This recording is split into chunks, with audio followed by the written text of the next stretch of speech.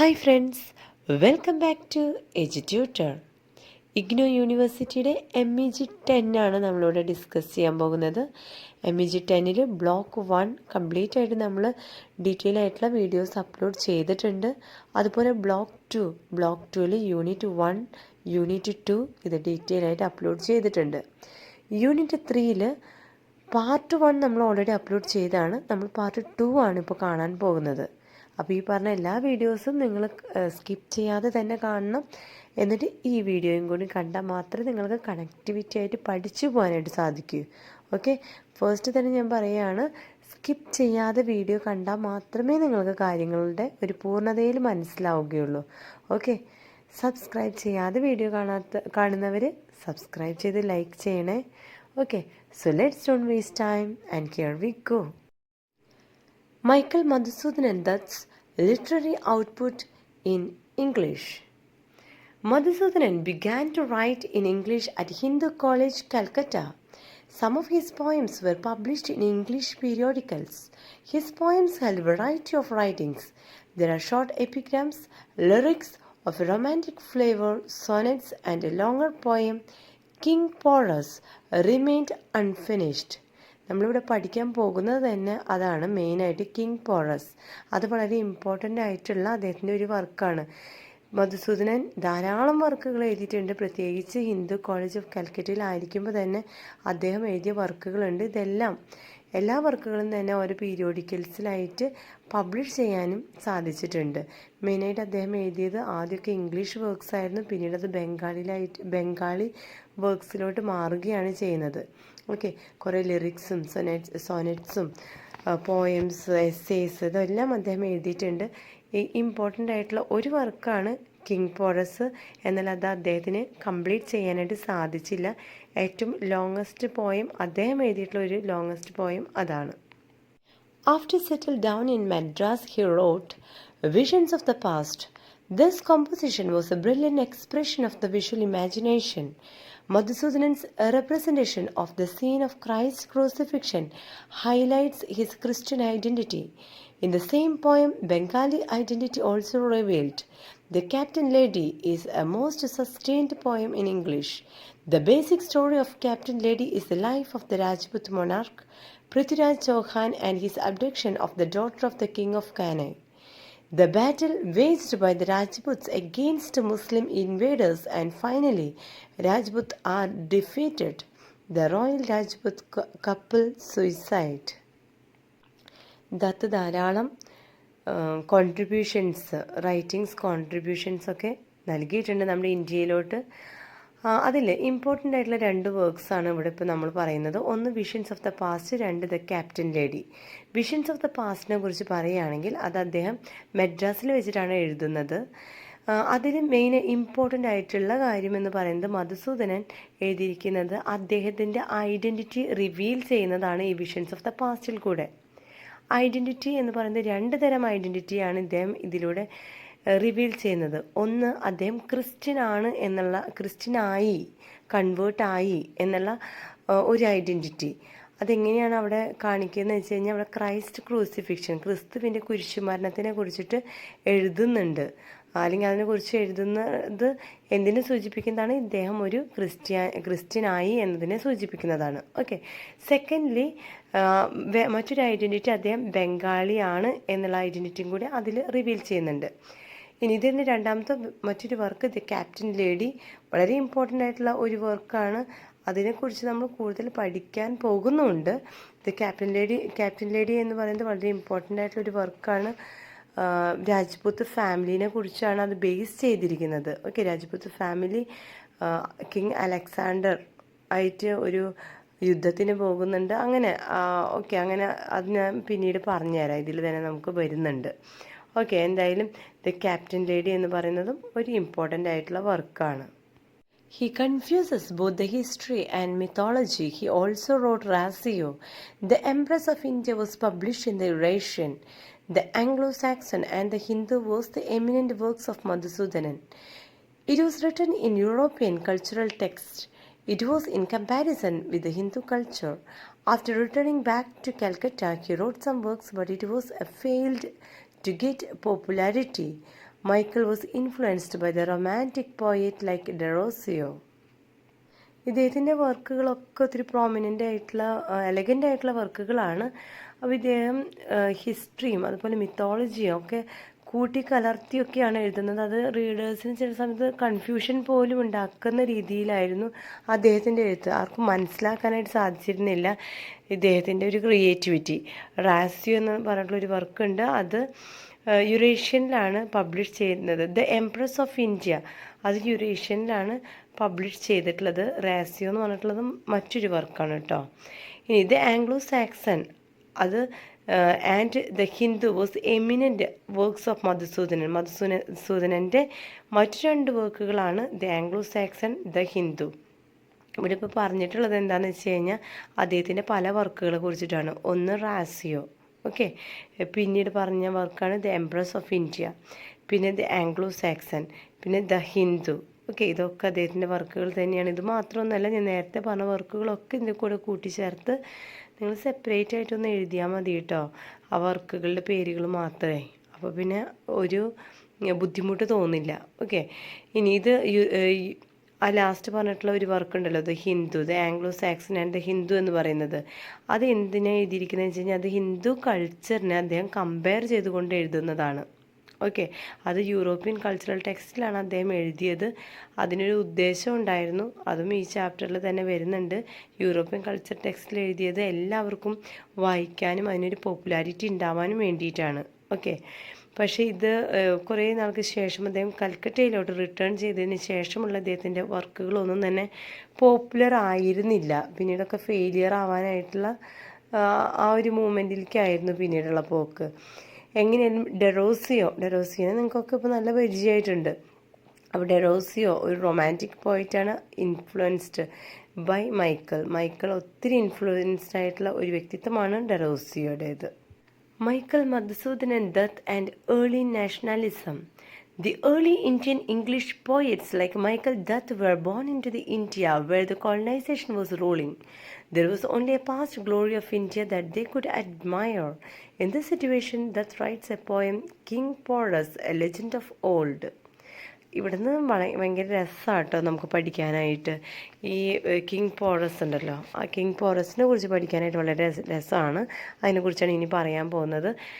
ഇവിടെ പറഞ്ഞത് മധുസൂദനൻ ദത്ത് ജനിച്ച് വീഴുന്നത് തന്നെ കോളനൈസേഷൻ്റെ ഒരു ടൈമിങ്ങിലാണ്. എന്ന് വെച്ച് കഴിഞ്ഞാൽ യൂറോപ്യൻസൊക്കെ നമ്മളെ ഭരിച്ചുകൊണ്ടിരിക്കുന്ന ഒരു ടൈമാണ്. അപ്പോൾ അദ്ദേഹം എഴുതിയൊരു വർക്കാണിത്.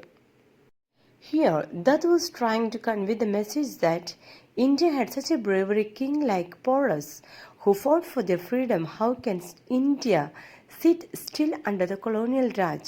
He concludes by telling his readers that once India was a country that treasured her freedom and her men could fight for liberty. ഏറ്റവും ബ്യൂട്ടിഫുൾ ആയിട്ടുള്ള വേർഡ്സസ് ഉള്ള ഒരു പാരഗ്രാഫാണിത്. ഇവിടെ നമ്മുടെ മധുസൂദനൻ ദത്ത് ജനിച്ചു വീഴുന്നത് എവിടേക്കാണ്? ഇന്ത്യയിൽ ബ്രിട്ടീഷേഴ്സ് ആധിപത്യം സ്ഥാപിച്ചിരുന്ന ആ സമയത്താണ് ഇദ്ദേഹം ജനിച്ചു വീഴുന്നത്. ഓക്കെ, അപ്പോൾ ഇദ്ദേഹം കാണുന്ന ഇന്ത്യ എന്ന് പറയുന്നത് ഗ്ലോറിയസ് ഒന്നും ഇല്ലാത്ത ഒരു ഇന്ത്യയാണ്. വെട്ടും അതുപോലെ എന്താ പറയുക, ഭയങ്കര മോശമായിട്ടുള്ള ഒരു അന്തരീക്ഷമായിരുന്നു ഇദ്ദേഹം കണ്ടു വളരുന്നത്. പക്ഷേ ഇദ്ദേഹം കേട്ടിട്ടുള്ള മറ്റൊരു കാര്യമുണ്ട്, കിങ് പോറസിനെ കുറിച്ചിട്ട്. ആരാ ഈ കിങ് പോറസ്? അദ്ദേഹം നമ്മുടെ ഇന്ത്യയിൽ ഉണ്ടായിരുന്ന ഒരു വ്യക്തിയാണ്, ഒരു ഇന്ത്യക്കാരനാണ്, ഒരു രാജാവാണ്.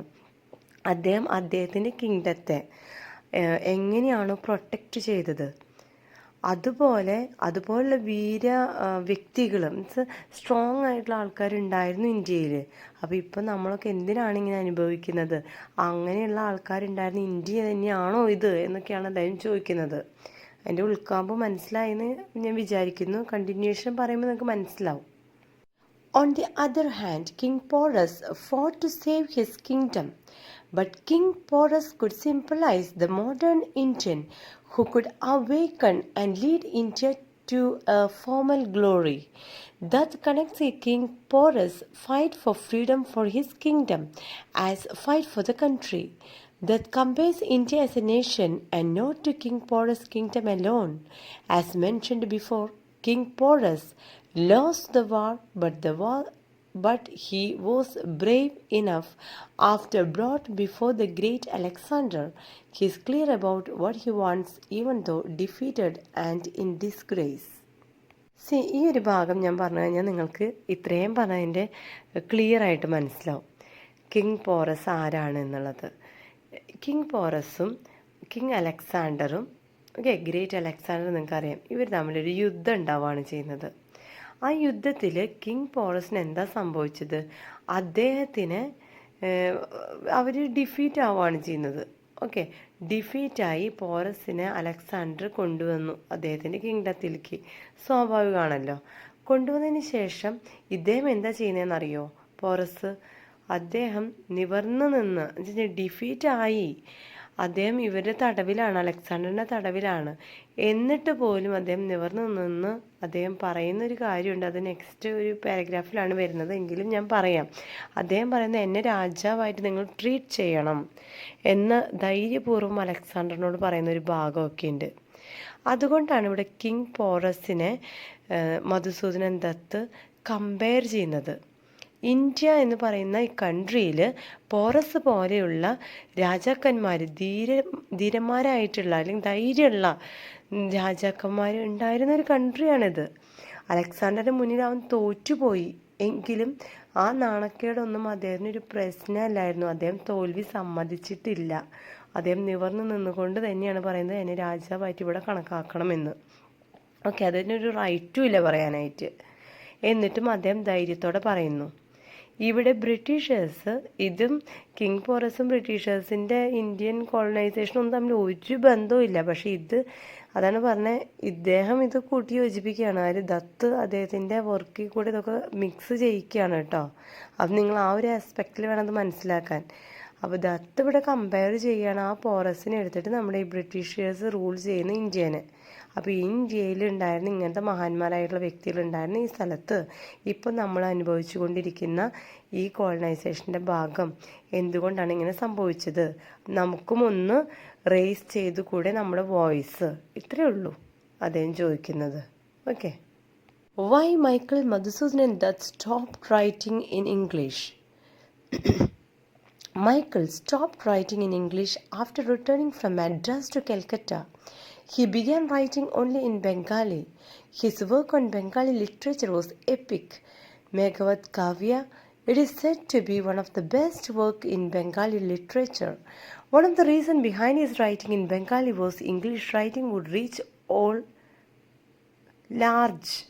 large number of readers. Or a spelling mistake in that.